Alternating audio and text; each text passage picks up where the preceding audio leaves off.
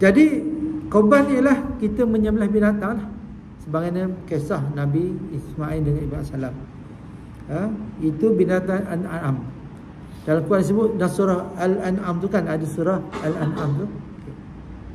Jadi yang dimasukkan dengan Al-An'am itu ialah unta, lembu, kerbau, kambing. Okey, itu satu grup lah. Dia kibas lain. Kibas satu grup. Cuma kalau unta dia nak umurnya dalam 5 tahun atau lebih. 5 tahun atau lebih. Atau gigi dia dah gugur dah, atau bersalin gigi dia. Walaupun tak sampai 5 tahun tapi dah gigi bersalin dah. Macam tu. Maknanya keutamaan tu pada gigi bersalin tu. Atau lebih pada, maknanya gigi tak bersalin tapi lebih pada 5 tahun. Begitu. Atau gigi bersalin dah. Okey, gigi dah bersalin. Okey. Walaupun tak sampai 5 tahun. Itu unta. Kalau lembu, kerbau 2 tahun. Okey. Lembu, kerbau. Termasuklah kambing. Itu 2 tahun. Sama juga. Sebenarnya lebih pada 2 tahun atau gigi dah bersalin. Walaupun tak sampai 2 tahun. Contohnya. Itu lembu, kerbau, kambing. Berbeza dengan biri-biri. Biri-biri memadai setahun. Atau kibas setahun dah. Okay. Sama ada setahun atau lebih, atau giginya bersalin. Untuk biri-biri. Maka terkeluarlah ayam, itik, kancil kan. Terkeluarlah. Dia ada binatang saja. Okey. Jadi binatang kurban ni ada binatang ternakan lah. Binatang ternakan. Okey. Kemudiannya kita tengok kat sini hukum korban ni, di mana para ulama berselisih pendapat dari hukum korban. Ada yang mengatakan korban ni wajib. Wajib korban. Ada yang berpegang dengan sunat. Okey, berkorbannya ke sunat. Cuma bagi orang yang setengah pendapat yang kuat mengatakan wajib bagi orang yang mampu untuk berkorban. Menjadi wajib. Semada dia jatuh kepada hukum sunat muakkad individu atau sunat muakkad secara kumpulan. Contoh, kalaulah kita mampu untuk dalam keluarga kita boleh korban asing-asing, suami lain, isteri lain, anak lain. Kalau kemampuan tu ada, kan kita berasingan. Dia panggil fardu ain, fardu kifayah aini dia panggil, ataupun berkorban atas individu. Sebab setiap individu tu dalam keluarga tu dia mampu. Ada juga dia panggil secara umum, dalam keluarga tu seorang saja yang mampu berkorban. Jadi atas seorang itu mewakili semua dalam keluarga tu pun boleh juga. Mewakili dalam keluarga itu. Dan kita boleh juga korban ni, contoh tahun ni kita kata okey, tak apalah, kita bagi isi kita dah berkorban tahun ni, dia tak cukup duit kan, kita tambah untuk dia, kita bagi untuk dia duit korban tu, boleh juga. Ataupun tahun depan isi bagi suami pula untuk korban. Begitu. Ya. Jadi itu dua jenis. Sama ada orang berpendapat korban tu wajib tak, atau korban tu sunat. Macam di sisi Imam Syafi'i lebih pada sunat. Cuma sunat ada dua tadi. Sunat muakkadah, dia bagi sunat yang dituntut. Pada saya berpegang wajib korban ni. Lain sikit sebab saya rasa bahawa malaikat kita betul tak mampu lah. Kalau ada kemampuan, ada duit, pada saya wajib lah. Saya berpegang begitu sebab sepanjang tahun kita berbelanja macam-macam, mewahnya belanjanya kita, tapi tak nak korban tu berkira-kira macam tu. Malaikat betul-betul tak ada duit, tu dimaafkan lah. Tapi kalau ada duit, ada kemampuan, tapi kita tak berkorban. Sedangkan kita ingat kita berbelanja macam-macam sepanjang setahun tu. Jadi atas rasa malu pada Tuhan itulah. Rasa malu pada Allah. Walaupun kita boleh pilih sunat tu, kita boleh pilih, tapi kita ambil wajib sebab kita rasa malu di hadapan Allah Subhanahu wa taala. Okey. Jadi korban ni boleh juga menjadi wajib, walaupun ada pendapat kata wajib dia kan, tapi dia boleh juga menjadi wajib di sisi Imam Syafi'i. Anda kata kalaulah korban itu ada korban nazar. Korban nazar. Jadi dia beza sikit korban nazar dengan korban sunat tadi. Okay. Sunat ni ialah sama ada sunat diri dia atau wajib atas diri dia. Okay. Tapi yang diwajib tu, maksud wajib ni buat tak boleh. Dia kena buat. Seperti nazar lah, nazar. Jadi beza dia dengan bukan nazar tu. Kalau nazar kita tak boleh makan walaupun sedikit pun daripada daging korban. Kita tak boleh makan kalau kita bernazar. Kalaulah binatang tu mati disebabkan kelalaian kita, kena ganti lembu lain, macam tu. Kalau atas kelalaian kita, ataupun daging tu kita lambat nak apa ni, nak edar, jadi rosak, kita boleh ganti juga, kena ganti juga. Begitu. Maksud kita boleh beli daging lain untuk ganti, boleh. Tak perlu kita buat korban lain. Okey. Tu kena ingat berapa larang, pantang larang dia panggil. Yang kadang-kadang kita tak tahu bila daging tu rosak, kita telah nak edar, buang begitu je, kita pun bye-bye je. Tak ambil kisah dah. Tapi kalau daging korban tu rosak, kena ganti. Begitu. Kalau kita lalai, itu tu dia kata sini, kalau binatang korban itu mati disebabkan kecuaian, wajib ganti. Kecuaian lah. Lembu terlepas langgar kereta mati, kena ganti. Tapi ikat comel dah, letak tempat elok dah, tiba mati juga, itu tak payah ganti.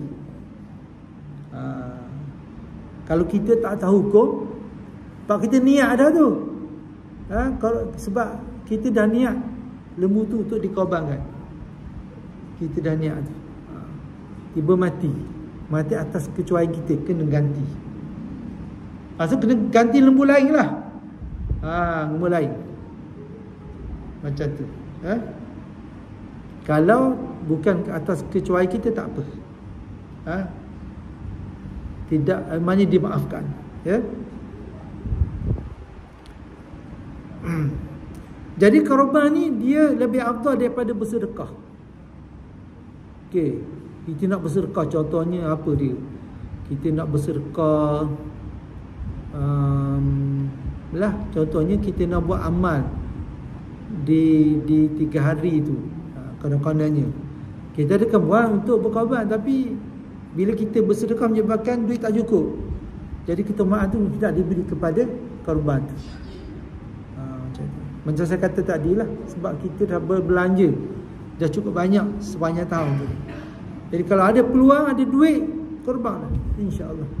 Daging tu untuk kita serahkan kepada Allah Subhanahu wa taala. Okey. Kemudian rukun dan syarat sah korban. Yang pertama, mesti ada orang nak korban lah. Tak ada nak paksa dia. Mesti orang berkorban. Binatang yang nak dikorbankan tu dan penyembelihan mesti berlaku.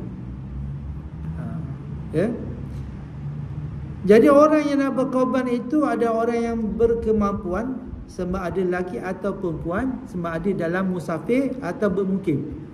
Kita nak balik kampung ni kan, ibu tak tahu, kita rasa macam nak korban di perjalanan tu boleh. Cari kat nampak kandang kambing, kita beli kambing, korban situ je boleh. Tak perlu sampai kat kampung. Contohnya tak sempat nak balik. Biasanya berlaku pada imam lah. Saya dulu pasal di imam dulu selalulah balik sampai lambat rumah, Tak, kadang-kadang solat raya ni di tengah perjalanan tu.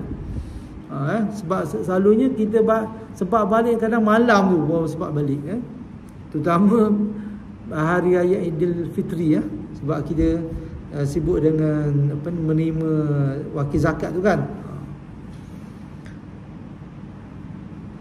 Jadi kata Imam Syafi'i, ibadat korban adalah sunat ke atas setiap yang berkemampuan dari orang Islam, sama ada orang berpendalaman atau orang kampung, atau yang bermusafir, atau yang bermukim, atau orang bandar. Ini sunat. Ini saya sebut tadi isi Imam Syafi'i. Walaupun saya kata saya berpegang wajib, faham tak? Itu saya. Gitu. Kalau mampu, di sunat ni maksudnya kita boleh simpan duit itu sunat kan? Tak buat tak apa. Tapi afdalnya kalau kita ada kemampuan di sini sunat muakkad kan? Sunat yang dituntut. Jadi orang yang berkorban itu mesti Islam, bebas, okey, balik dah sampai umur dan berakal. Merdeka ni maksudnya bukan hamba lah. Hamba tak wajib untuk berkorban. Okey. Kelima, berkemampuan itu memiliki harta yang lebih dari keperluan dirinya dan orang di bawah tanggungannya pada hari raya Adha tersebut. Okay. Sampai hari Adha tu, pada hari Adha tu cukup ada libat untuk belanja diri dia dan keluarga dia.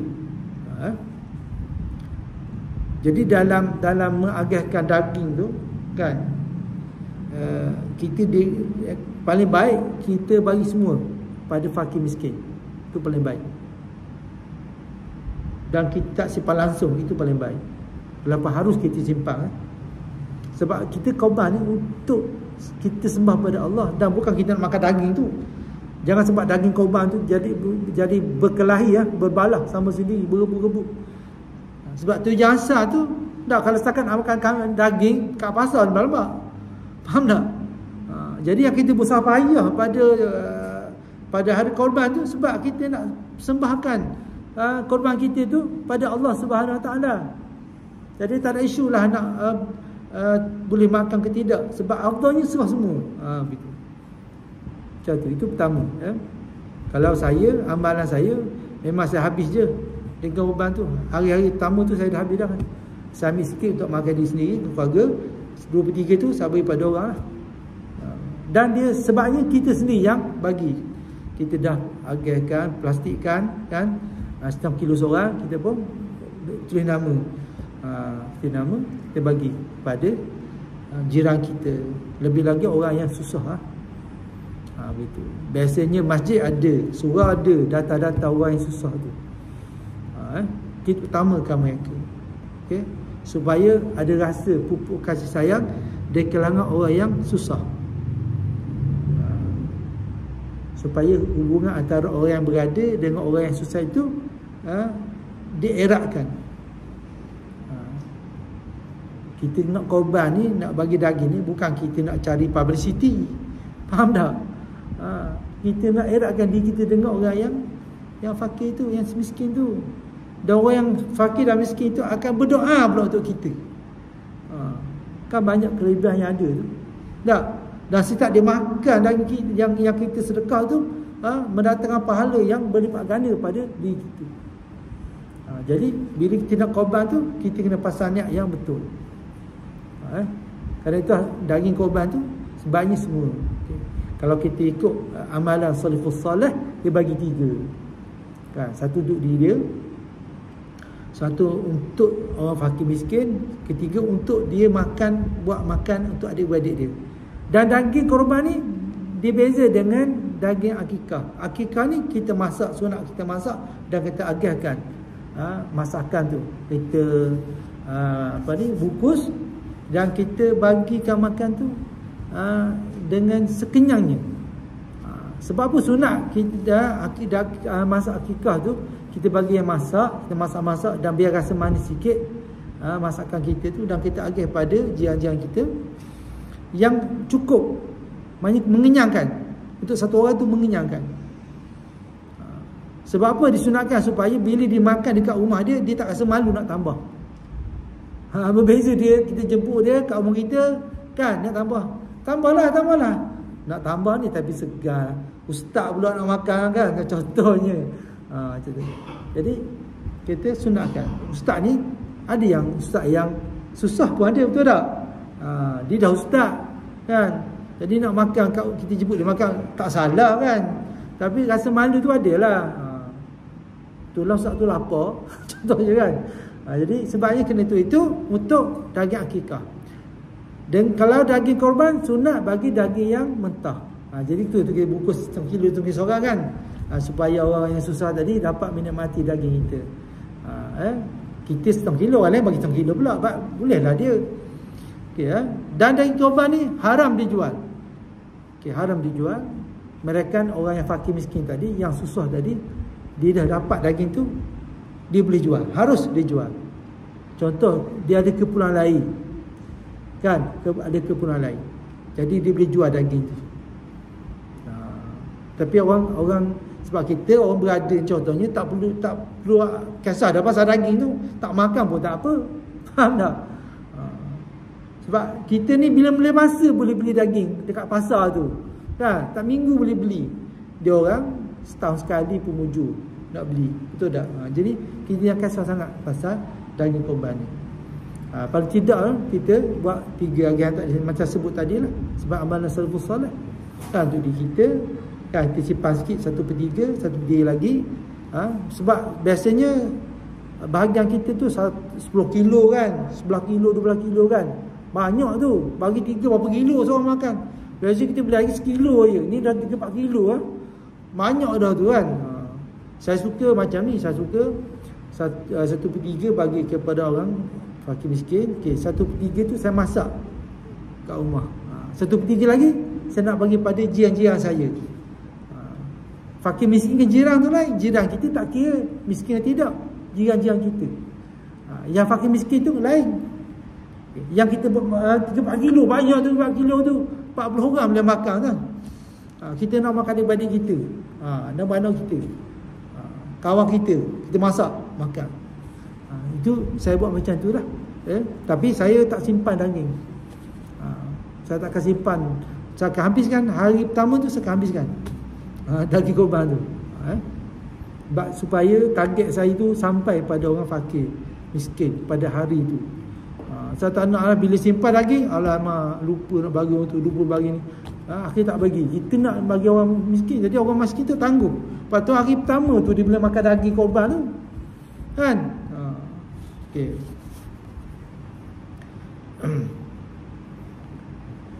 Okey, kemudiannya niat korban. Okey, niat korban. Jadi niat korban ni kalau kita tahu dah lembu tu ada bahagian kita kat situ, bahagian lembu tu dah bahagian kita boleh niat dah. Okey. Masa beli tu, kita boleh niat dah. Okey, kalau kita niat dah masa beli tu, dah pada hari kejadian nak sembelih tu tak perlu niat lagi dah. Yang pasti, yang mesti, yang kita pastikan bahawa lembu yang kita nak korban tu lembu kita. Ada bahagian kat situ kalau kita tahu. Kalau tidak, pada hari korban tu kita wakilkan pada penyembelih kan, wakil pada tu. Dan orang yang kita wakilkan tu dia tak perlu niat apa-apa pun. Walaupun orang yang sembelih tu tidak tahu pun lembu tu ada bahagian kita kat situ. Kita tahu, kita je tahu bahagian kita lembu tu. Kita wakilkan, cik, kita niatkan dengan lafaz lah. Dia kena berlafaz. Saya niatkan wakil cik untuk sembelih lembu ni untuk korban saya. Macam tu. Walaupun mungkin tak dengar bising tak dengar, tapi kita lafaz dah. Sah kat situ. Yang penting niat tu. Sama ada kalau kita niat sebelum beli kan, beli tu kita dah niat tu, masa beli tu kita dah niat dah. Dan kita lembu tu baru lembu kita kan, kita tak perlu dah niat lagi pada hari sembelih tu. Tak perlu buat lagi. Kalau abang buat, mana hari sembelih tu kita wakilkan pada tukang sembelih tu untuk sembelih binatang korban kita. Jadi lembu ni kita boleh beli sama ada seekor lembu atau kita boleh kongsi-kongsi 7 bahagian. Unta pun sama. Kena ingat unta 5 tahun ya? Lembu 2 tahun, kerbau pun 2 tahun, kambing pun 2 tahun, biri je 1 tahun ya. Okay. Jadi niat merupakan satu syarat yang sah. Jadi sebut tadi, waktu niat pun saya sebut tadi ya. Kita boleh lakukan selepas pembelian tu, kita pergi tengok sendiri. Dan yang nak beli tu, dia kena tengok sendiri. Yang tukang beli tu, yang wakil kita pun, kalau kita tak pergi, yang wakil tu pun kena tengok lembu tu sendiri. Kita tak boleh wakil pada orang pula. Dia yang kita nak wakil tu lah. Dia je tengok lembu tu. Macam tu. Kena datang sini. Tak boleh main-main pakai remote je. Lembu kan ni tak sampai telefon je. Lembu macam mana? Okey, gemuk apa semua. Okey, hantarlah. Tak boleh. Yang wakil kita tu kena pergi tengok sendiri. Dia pilih lembu tu. Okey.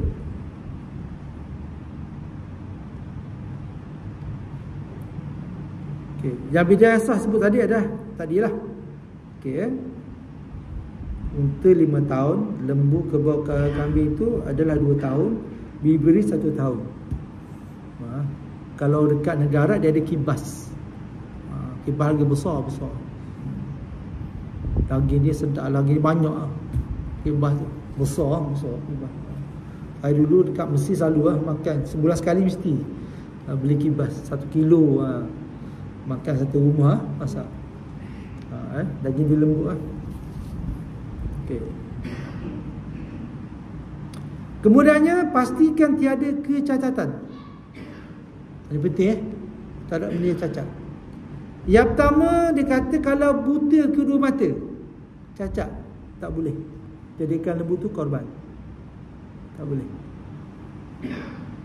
Kedua, buta sebelah mata. Para ulama berperakat menyatakan bahawa binatang yang buta sebelah matanya tidak sah dibuat korban juga. Sebelah mata. Sebab dia tak boleh cacat, sebab dia tak boleh mengurangkan daging pada lembu tu. Kemudian buta malam. Kalau buta malam ni sah, boleh. Lembu buta malam. Kalau mata dia buta, siap buta tu macam tu kan. Cuma rabun malam lah, rabun. Dia rabun je. Sah boleh buat. Juling pun sah juga. Lembu yang juling saya tak pernah jumpa lagi lembu juling ni kan. Mata dia tengok ke sana, ke atas, ke bawah.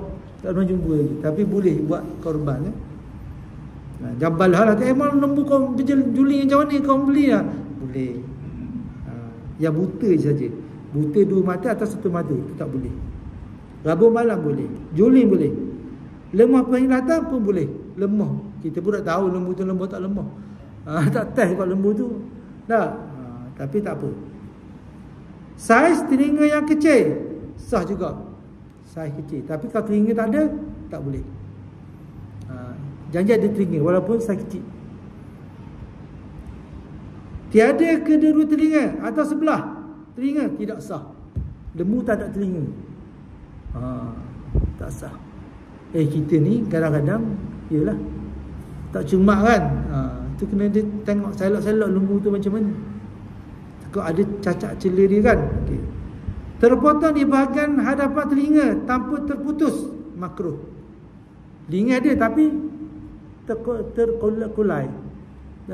Terpotong sikit, terkulai je tu, makruh. Nak kabarnya, nak binatang kita nak korban ni mesti sempurna. Cuping telinga pecah tanpa terputus, makruh juga. Cuping telinga berlubang kecil, makruh juga. Sebab begitu rupanya telinga rosak, makruh. Ni makruh ni bukan makruh maksud makruh dibenci Tuhan ni, bukan ya. Ni makruh atau tidak afdal. Bukan sebab Allah benci lain Makruh ada 2. Satu makruh yang dibenci Allah, satu makruh sebab hanya tak afdal. Telinga bertindik sah. Macam kalau bertindik kan. Kedua telinga putus, tercabut atau sebelah saja, ke semua sekali atau sebahagian saja, tidak sah. Telinga tercabut. Tanduk, tiada tanduk sejak dilahirkan, sah. Tanduk yang pecah juga sah. Okey, hidung, binatang yang terputus hidungnya tidak sah. Lembu tak ada hidung, tak sah korban. Lidah dan gigi pecah hadapan, sah. Lidah gigi pecah, ada pecah, sah. Macam cubit telinga tak adalah. Ada tapi rosak, sah. Tak ada gigi, tak sah. Tak ada gigi. Ada ke tidak lembu tak ada gigi tu, kena cek dulu lah. Okey. Terputus lidah, sama ada semua atau sebahagian lidah, tidak sah. Lidah terputus. Tahu saya pergi kerak lidah dia, tak ada lidah. Lembu tak ada lidah, tak sah buat korban. Ini benda yang cacat lah. Ekor dan punggungnya terputus ekor atau sebahagian saja, tidak sah juga. Okay. Ekor mana betul nak sempurna dalam lembu ni, nak beli korban ni biar sempurna lah. Kau boleh tak ada cacat langsung, kau boleh buta mana boleh dah. Buta sebelah atau dua-dua belah tak boleh. Dia kata ambil lembu ni jasa jual murah je, separuh harga. Pada buta kan, kita pun belilah juga. Buat balik rumah suka sangat kita ni lembu murah. Rupanya buta ni buta sebelah. Tak boleh buat korban lagi. Okey, samalah kalau lembu yang disedekahkan tu, itu bukan lembu korban. Contoh kerajaan negeri bagi lembu kan, syarikat bagi lembu kan, melainkan syarikat bagi, dia beri atas nama sesemua. Okey, saya nak bagi lembu ni tapi untuk awak, boleh lah. Tapi syarikat dia tak boleh, dia bagi je, tak boleh. Kenduri je. Mana boleh sembelih sebelum hari-hari tu kita boleh sembelih. Jangan tunggu hari tu, sembelih sebelum raya tu. Lagi kalau ada orang nak buat akikah, kita boleh buat makan-makan tu sebelum malam raya tu, kita boleh buat makan-makan dah. Sebelum raya esok. Yang daging akikah, lepas tu yang kajian negeri bagi tu kan, kita dah boleh gunakan. Jangan tak payah nak tunggu hari korban nak apa. Ada kita makan je lah gitu. Esok lain cerita, betul tak? Okay. Kemudiannya sifat-sifat lain, binatang gila atau yang tidak berfikir tidak sah dibuat korban. Binatang gila. Hati-hati juga, takut lembu gila kan. Ada lembu gila. Sodok orang kemari, siapa-siapa suruh dia sodok orang tu, sodok orang ni. Itu tak boleh juga itu. Kena hati-hati. Kita pastikan lembu nak beli kita tu jenis lembu yang okey. Jangan jadi jenis yang nampak macam gila kan. Kena hati-hati ya. Binatang yang berkudis tidak sah juga. Nama kena sempurna lah, tamam lah. Lembu korban ni terlalu lemah sehingga ia tidak mampu mengikut kawanannya, tidak sah juga.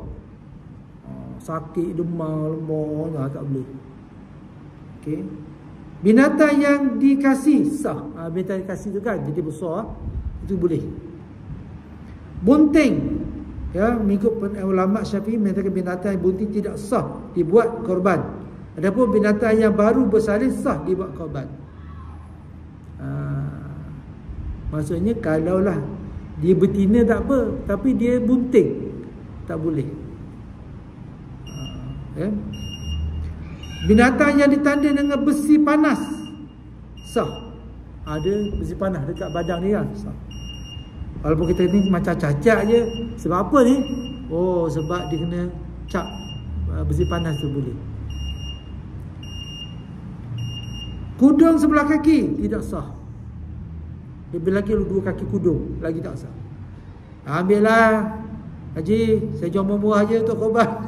Kaki tak ada sebelah, kita pun balik ambil lah, kenduri je lah. Tapi kena ganti yang lain lah. Sebelah yang lain Okey, penentuan cacat sedikit atau banyak. Cacat sedikit banyak tu ya. Ukuran cacat berat atau cacat ringan ialah Kalau kecacatan itu dapat dilihat dari jauh, nampak dah. Itu banyak tu. Kalau nak dekat, tengok tak nampak pun. Ada cacat tapi tak nampak, itu dimaafkan. Okay.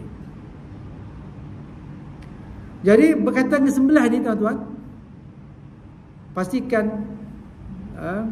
pisau yang kita nak sembelih tu betul-betul tajam. Betul-betul tajam. Satu. Kedua,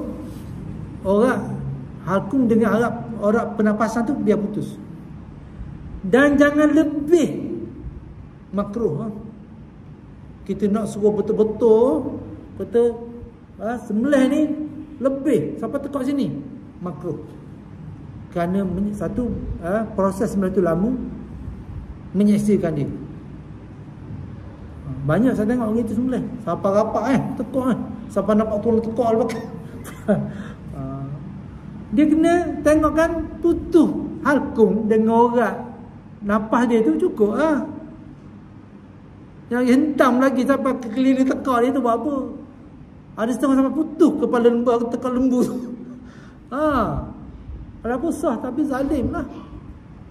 Pastikan pisau yang tu sah. Pisau tu hanya khas untuk sembelih aja. Dan makruh kalau kita sembelih bersebelahan dengan lembu lain. Ini gila tengok lembu kita sembelih. Makruh. Kerana mendatangkan susah hati pada lembu tu. Sedangkan kita kena gosok lembu tu dan sebagainya. Okey. Dan kalau nak tumbang lembu pun dengan kadar yang lembut. Jangan main berbuah macam mentang-mentang kita ni kaki lembu, kita peteh lembu tu, bertegoli lembu dia tu.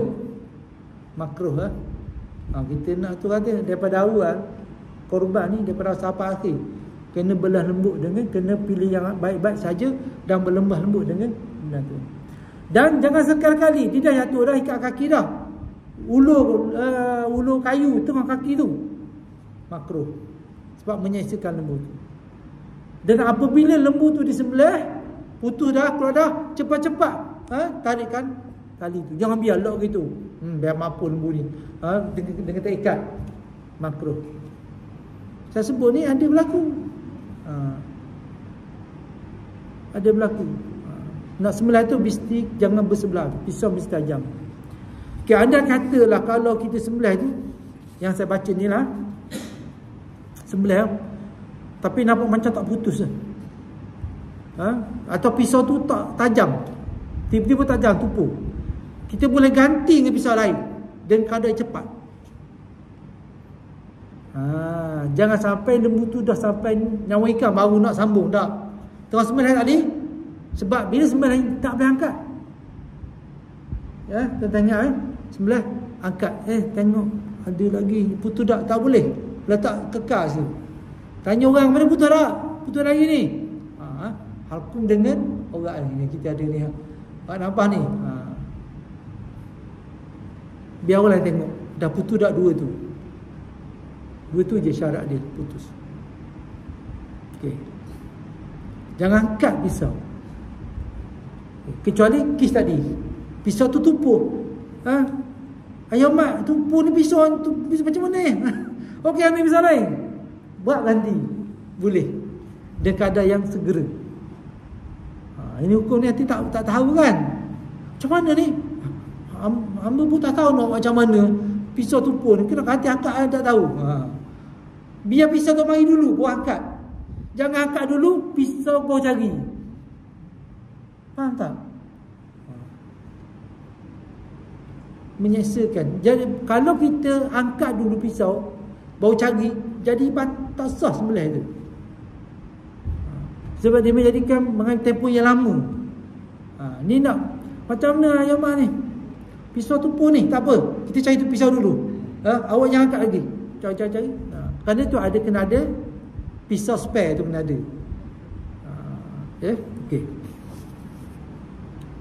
Sikit lagi saya tengok apa lagi yang penting. Tapi banyak benda dah saya sebut tu.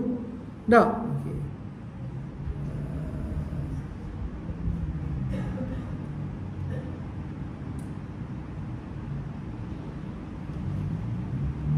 Okey, saya nak baca semua pun tak sempat lah. Sebab dia ada 29 muka surat. Cuma saya kaji je. Ya. Disebut sini kesalahan ketika menyembelih. Antara saya sebut tadi, ya, menjatuhkan binatang sembelih secara melampau, menindih binatang sembelih secara melampau, tindih dia ada tindih yang letak kayu tadi. Memasukkan kayu di celah kedua kakinya, mencabut bulu binatang sebelum sembelih. Oh, dia nak sembelih kan? Dia cabut. Macam orang. Menggunakan pisau yang tupul, tidak menyegerakan menyembelih selepas binatang sudah selesai diikat. Ikat tu, tunggu dulu, relax dulu. Kawan ni dah kena ikat dah. Segera ke sembelih. Sebab korban tu dia ada hubungan dengan Allah. Dia ada hubungan tu. Okey. Mengasah alat sembelih di hadapan binatang. Oh, ambil pisau mengasah depan lembu. Okey. Janganlah. Okey. Menyembelih di hadapan binatang lain yang akan sembelih. Saya sebut dah tadi. Kau boleh ialah tutup mata ke sebelah kan. Tutup mata lembu tu sembelih. Tutup mata lembu tak sembelih lagi lah. Macam. Tapi biasa bau darah kan. Jadi jarak lebih sikit lah. Kita buat jarak dah 10 kaki ke. Lepas tu ada tempat khas tutup dengan kita buat macam tempat sikit lah, tutup sikit dengan canvas ke apa. Melapar binatang sembelih sebelum ia mati. Ini salah tau. Tak mati lagi, tak sabar punya kan. Nak terbuat hebat ni melapah. Dah nak test pisau baru. 700 riyal, 200 riyal pisau tu. Pastikan dia dah kita angkat. Biasa kita angkat kaki dah itu. Okey. Tak tahu binatang tu dah tu. Macam ayam kita pernah terang pasal ayam kan. Okey. Ayam tu dia macam dia macam masih bernyawa. Tapi kita angkat tu dia jatuh dah kaki dia. Tu tak apa. Masuk air panas pun tak apa. Itu dibolehkan. Tapi kalau dia macam akak, dia macam di kaki dia macam kakak, tak boleh. Tapi dia mati, tapi kita macam nyawa lagi, tapi kakak dia tak boleh lah. Dia tu dah. Okey. Lembu tu macam tu. Dia atas ni tak ada. Back tak ada. Dah boleh. Test dulu. Okey, memotong tempat yang tidak perlu dipotong. Okey. Memotong tempat yang tak perlu dipotong.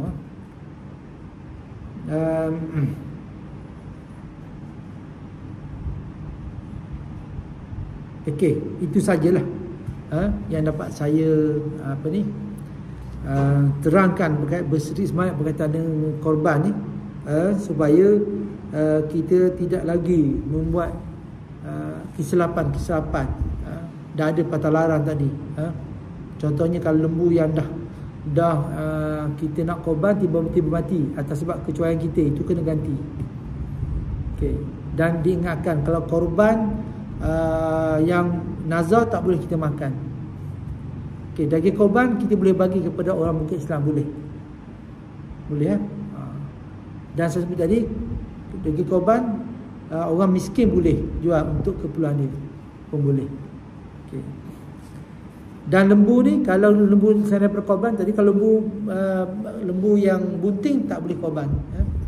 Tapi lembu biasa boleh. Kita sembelih lembu tu kan, dia dah angkat dulu. Lembu kita sembelih, anak mati sebelum dia keluar, itu boleh makan dengan anak sekali.